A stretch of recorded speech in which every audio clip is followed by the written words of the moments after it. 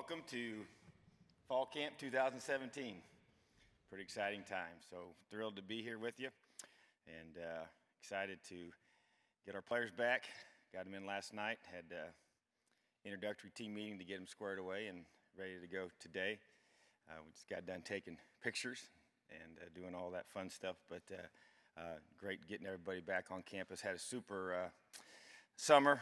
Kids really worked extremely hard. Very, very proud of the effort of our strength staff. Coach Caton and his guys did a great job of getting our young men physically and mentally ready for the start of fall camp.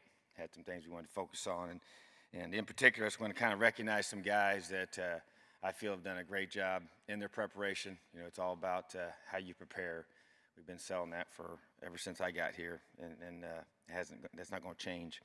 And so, you know, Greg Gooch and Wes Martin, we give out the Iron Hoosier Award, which is really the MVPs of the summer in terms of work ethic and mindset and leadership, all those things. And it's not real surprising that those guys, when you go out and observe the training, that you know, they stick out, you know, and their verbal leadership, their physical leadership, and the way that they come to work every day. So just really, really proud of those guys. And we'll kind of go through and by position as well. Offensive line was Simon Stepniak, won that award for the summer training. Ian Thomas for tight ends.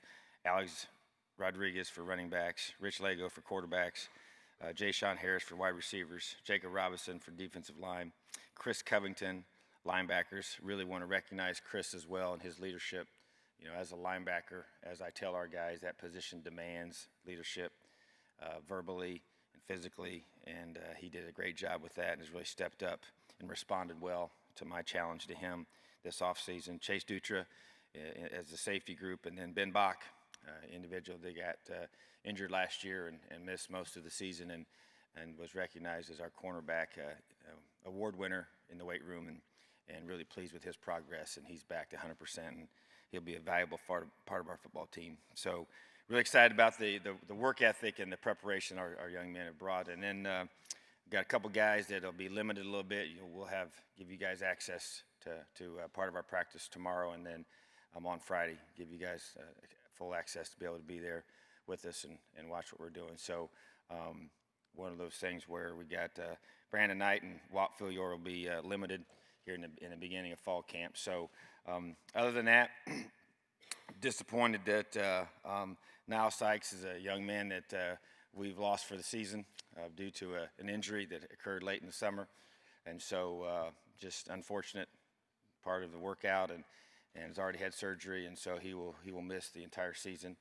So I hurt for him, and he's worked extremely hard. And but as we just talked yesterday, you know, he's excited about getting himself back and working hard and getting ready for his next season. So that's our mindset here. We don't blink, and we understand that sometimes life's not fair, and you just got to respond. So I just be transparent about some of those things, and that's where we're at. But excited about our football team, excited about our leadership, and anxious to get going today. Have some neat things planned for our guys and building this team and the mindset of our guys and the way that we approach every single day. So that's all I have for you. What questions do you have?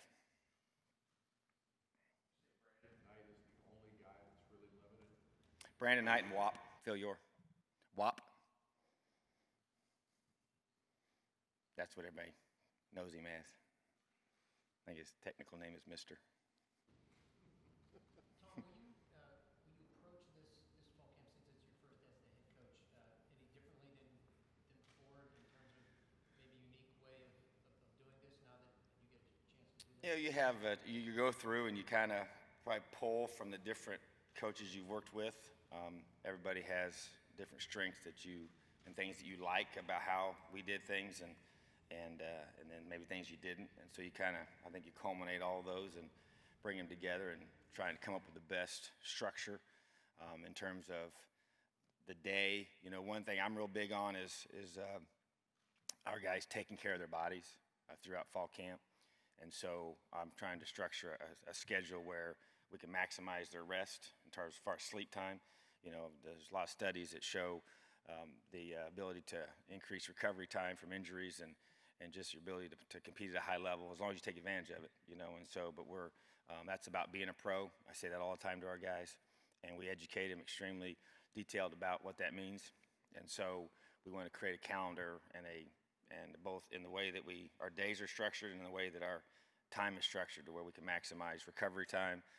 Because when we're going full bore, and it's very intense and very demanding. And then we got to get our bodies back. So we're trying to create a structure. So that's a little bit different, maybe, starting things a little bit later. And then at the same time, we're going to have more team meetings at the end. I just like to have everybody together and just really kind of get into their heads and shape their mindset.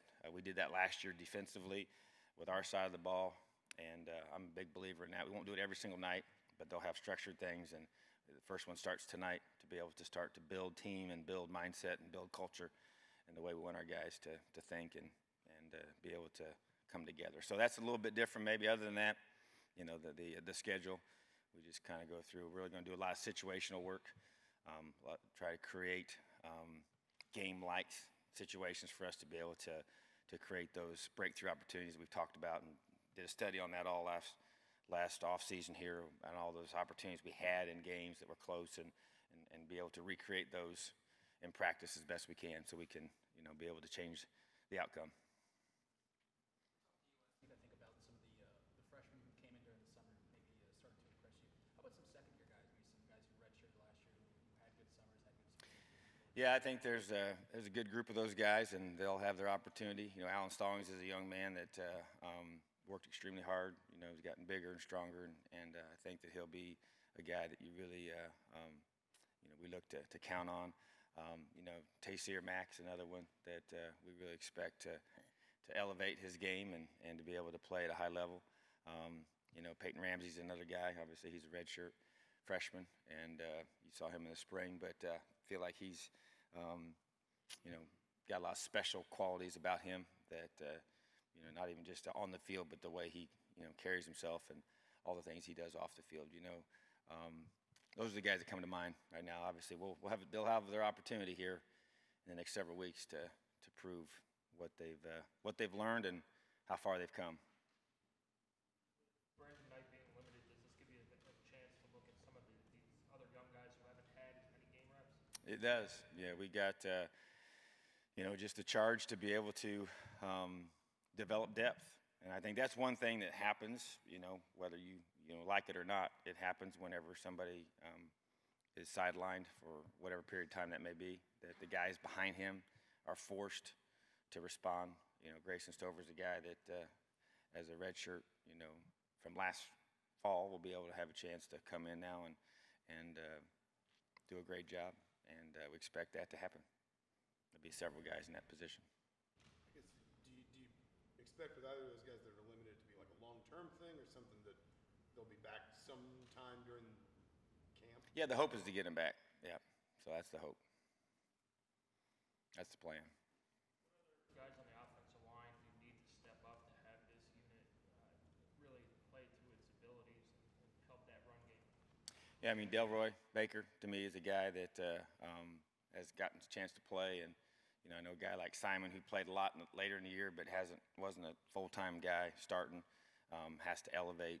Coy's got to elevate, take that next step. Those are guys that, to me, are going to have to be huge for us. And Hunter Littlejohn is another guy that I know he's came out of spring, but just to elevate their game and to continue to develop and to grow and to be able to play at a high level. We got to get the whole group. I mean, I think it's just a challenge, and I could talk about other groups as well, but to be able to really focus and to create a sense of urgency to where you have to prepare at a high level every single day. I know those guys are excited about the opportunity to challenge, and I think DeAndre Love's another one that I want to see. He's coming back from an injury, and it's his time. Time to step up and time to be counted for. That's why you come here, and so those opportunities are presenting themselves, and I expect that to happen. Nice race for Chris Covington. Are you looking at him opposite T. Gray in your setup? And Yeah. Is he a complementary kind of backer for him? Yeah, I believe right now, I would in my mind, he's our Mike linebacker. you know, and I think that he and T. Gray are two guys that can play side by side and be a very strong linebacker core. Um, I think that you know, he's had, you know, opportunities in the past and played well this past season in those opportunities. Needs to be more consistent. That was the challenge, leadership-wise, off the field, on the field, everything. Staying healthy, you know, athletically is as talented as any we've had. You know, he's 35-inch vertical guy. I mean, that's unusually explosive for a guy, you know, at that position for sure. So, and I just, you know, I want it so bad for him because he wants it so bad and has made some real, you know, positive changes and you know, Damian Willis is another one that really needs to step up, and I expect him to. You know, he's had a good off season physically and had a chance to get himself, you know, healthy from spring and the surgery, and he's a guy that really needs to, you know, rise up and be a really good linebacker for us. It's going to take several, and that's one thing I challenged last year with our guys was you know, T. Gray did a tremendous job for us, but he played too many snaps, you know, and it just made it challenging. You know, in the end, when we needed him, you know, to step up, it was hard, you know, and so those are guys that have to really rise to the occasion. You know, Raekwon Jones is another one, you know, that I really have just challenged to be able to, hey, this is your time to step up and help this football team, you know, and we'll see how they respond. Promote competition and all that, but how much of a security blanket is it that you get all five of those guys back in the secondary? Plus, you talk about guys like Chase and some of the others going to be right there. Yeah, when you look at our team and the depth that we have at different positions, you know, the secondary in regards to the number of guys returning, the depth that we have there, even compared to a year ago coming into fall camp, it feels a lot different, you know, at both corner and safety. And so that's exciting to us. You need that. You know, it's, as we always say, it's a spread game. The ball is out in space so much. You got to get guys, multiple guys in those positions to be able to give you depth and play snaps and be on special teams. I mean, we went through and did a production chart for special teams for last season, and Chase Dutra was all over it. I mean, he was the leading guy by a lot, and he missed a couple games. And so, you know, that's something he's really embraced, and we got to get him on the field, you know, and that's a great challenge to be able to have guys where you say, hey, that's, you know, a young man that we know needs to get out there as much as possible. So it'll keep him all fresh, and he's enough. He has enough of a knowledge of our system as well as the other safeties to be able to be interchangeable, you know, and be able to let guys play different spots. So, and we'll even do that throughout, you know, fall camp to be able to get those guys squared away and have some depth at corner too, which is a huge difference than we had a year ago. Follow up, I guess, with that, where do you set the bar next for Marcelino? I mean, he was just a guy who did a lot of different things as a freshman. From him as a sophomore. Well, to me, it's consistency. You know, we would basically kind of in our mind know because he was young, he was going to be good for a bust or two, you know, in the game, and just kind of almost said, all right, he's a true freshman they're going to pick on him, they're going to do this, they're going to do that, and he's, you know, that kind of. So, you know, that to me, eliminating those is really the next step. You know, obviously he did a lot of great things, and he just needs to continue. I mean, he may be, you know, my office overlooks the stadium, and I don't know if there was ever a day that went by where he wasn't out there doing something extra on his own. And whether it was backpedaling or change of direction drills or different cone drills or whatever, and just consistently by himself many times on the weekends, and he's just a very driven individual. So, you know, he expects to elevate. He expects more from himself, and I expect the same. Expect behind him to keep him from playing too many snaps. Yeah, you know, obviously, you know, you got guys that have done it in the past, and you know, Jamie Thompson's a guy that had injuries. You know, came here with a lot of expectations, and has just, you know, he and I've talked about this very openly, and he just hasn't been able to stay healthy. You know, so getting him healthy is first step, and so he's one, and then Bryant Fitzgerald, you know, is another one that we, you know, I think he's pretty special. I do, and have always felt that way. And so he's obviously young coming here, but I thought just in terms of offense, defense, special teams, I thought he was the best player in Indiana last year, you know, in this state. And you talk to high school coaches, and there's many guys who would have said they agreed with that, you know. So, but just a little undersized maybe in some ways for whatever people's evaluation, but special kid. And but he needs to really just take that next step and embrace what it means to be a Big Ten football player. So we're anxious to see how he responds. But he's a guy that can give us that depth and special teams, and a guy that can run and hit and tackle.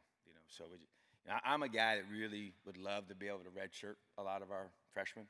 I think that's the best policy for maturity, for development, for just across the board, from in the classroom to on the practice field, game field. Obviously, if they're ready to play, we're going to play them, and I believe in that. But I know, big picture-wise, and program development, and where I see our program being year after year after year, that's what I'd like to be able to do, is to be able to have that luxury to get those guys that extra year, and if we can. Are you going to make any position changes, or are you going to experiment with any position changes with any players?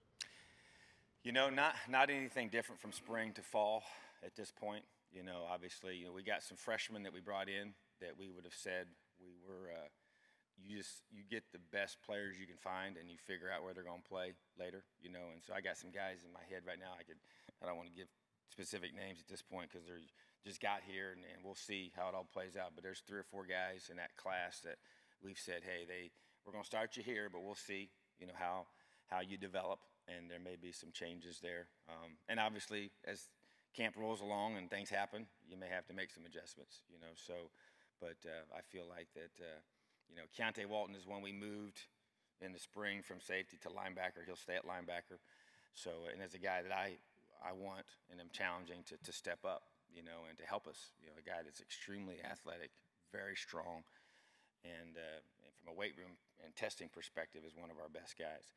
And so need him to stay healthy and contribute. So that's one that we switched, but other than that, I see it pretty consistent from spring to fall. For your secondary, do you see enough talent and depth maybe to go with single coverage more than in I'm still a big believer in multiplicity. I think you keep people off balance. Everything looks the same pre-snap, and then it all goes from there. So I think that's one of our strengths, is the way we can create different windows in the back end. I think it allows you to be able to, do certain things more than maybe we have in the past, which is great. But I still think that, we got to keep people off balance. What improvements have you seen from Richard in the offseason, and what will you look for him to do heading into camp? Yeah, number one, you notice here he was the award winner for the strength and conditioning for his position. I would say it's leadership. I think that even when we went to Big Ten Media Day, I had several guys that hadn't seen him for a long time, thought his body changed, the way he looked, and trimmed down and just got himself in great shape. And has always worked hard, but it's just, it's just this is it. Your senior year, this is your opportunity. You don't get 2 of these, and so he has embraced that. I've challenged him. We've met. We've read books together, and he's really done a great job of embracing the process of becoming a leader. And as I've challenged him, and said, even last weekend about, obviously taking the team over and putting his team on your back and having that mindset, which is what a senior quarterback needs to do. And so I've seen him really assert himself in those areas, and so that's what you want a senior to do, and he needs to just day by day. That's one thing. As I challenged our guys last night, is the focus isn't on yesterday, the focus isn't on tomorrow. It's all about today, and what are you doing today to help us break through? And that's going to be the challenge every single day. Ready, Don, what are you looking for from your running backs throughout training camp? A group that a lot of potential for sure. When I look at that group, you kind of get a lot of questions about who's going to be the guy. Well, that's a great question. And I think that that's an exciting thing to wait and see. You never know who's going to rise up. But in today's game and the way we play, you're going to always rotate a lot of guys, and that's a good thing. And so, Mike Majette kind of jumps out to me as kind of the complete guy. He's got to stay healthy, but that's a guy that can do all the different things that we need him to do, and had glimpses of showing that, last season. And then Cole Guest is another guy that has, something special to him. And Devontae Williams has his skill set that's really special and does things well, and has worked extremely hard. Great young man. Really, really excited for him. And Tyler Natee brings his skill. He's really, responded to our challenge to get his body, in a position where he can be a, really good player. And I sat down with him and challenged him, because I kind of, as a defensive guy last year, watching him and I know how our guys felt about going against him. He's different, and just seeing how he responds, to the challenge of being able to, and then you got, Ricky and A-Rod, two guys that, man, just constantly, doing everything right in terms of their work ethic and their toughness. And so I'm just listed a whole bunch of guys, and I'm counting the two new freshmen. So, it's just a group of guys that excited to see who rises up and who elevates and who takes over. Secondary having some depth. Would the receiver core be another area of the team you think is pretty deep? They would be the one on offense that you would just say, hey, that's a group of guys that, we've got several, that can make plays, and we've got length, and we've got some quickness, and got good broad, group of guys that I really like, and have responded well to Coach Hurd. And, I still thought we dropped the ball too much in spring ball. So that, to me, is something that we're going to really focus on and hold them accountable to. And just being able, once again, and when you go through, and I'm not trying to overemphasize certain things, but as we evaluated where we did not, take advantage of opportunities we had been given this past season, several of those were not making competitive catches, in third down situations, and so, yeah, great. You're going to have a great defender making his play, and that's how we approach it defensively on our side. But then offensively, we have to approach it from, hey, we have to make those tough catches. We have to make those plays that, yeah, you're going against a great defensive back, and he is on scholarship too, but we got to come up with those, So that, to me, is the challenge of that group, and the way we're going to play, and going to have to roll guys in and play a lot of guys. And, Luke Timian is a guy that sticks out to me because of just doing everything you ask, and dependable, and has had a nagging hamstring last year and even throughout spring. And so just getting him back and getting Semi back, and having Nick elevate, and you got to get Donovan Hale to play to the level that I believe he can play at consistently, which we haven't seen yet. And then you got Taysier Max, a guy we've mentioned throughout spring. And so those guys in that group, and I almost kind of, Ian Thomas can be a little bit kind of grouped in that, the way we, plan to utilize him at times. And so it just gives you, some issues, as a defensive perspective to be able to match up with. And so I think that's a group that we're all excited about and expect a lot from. So to whom much is given, much is required. So they've been given a lot of talent, and they got to use it. Off-season work, does he seem to be healthy now? He seems to be, and I really, unfortunately, never seen him healthy, since I've been around him. He got hurt pretty quickly once I got here for the second time. So, he just, in the return game, that's where I think he can really shine, and then getting him the ball in space, and, as a slot receiver, and Wap's another guy that has got to prove himself, but, we know that he's got tremendous upside. So, yeah, Jay Sean's just another guy you just root for, because he's got such a quality person and always has a smile. Even I remember right after he got injured, it's tough to go through two of those, and his mindset and his attitude has been tremendous all the way through. So you just want to see him get healthy and play well. He deserves that. Pass rush, and how important is it what you want to do? Yeah, I think a year ago we sat here and I was extremely concerned about it then, and still concerned. I mean, it's you got to pressure.